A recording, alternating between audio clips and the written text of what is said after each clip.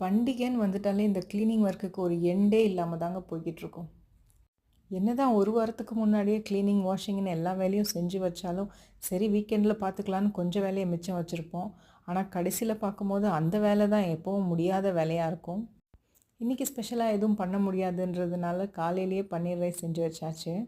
வீட்டை க்ளீன் பண்ணுறது கூட ஓரளவுக்கு ஈஸி தாங்க. ஆனால் இந்த குழந்தைங்களோட டாய்ஸு, புக்ஸுன்னு அது எல்லாத்தையும் எடுத்து ஆர்கனைஸ் பண்ணி வச்சுட்டு அதுக்கப்புறம் க்ளீன் பண்ணுறது தாங்க பெரிய தலைவலி.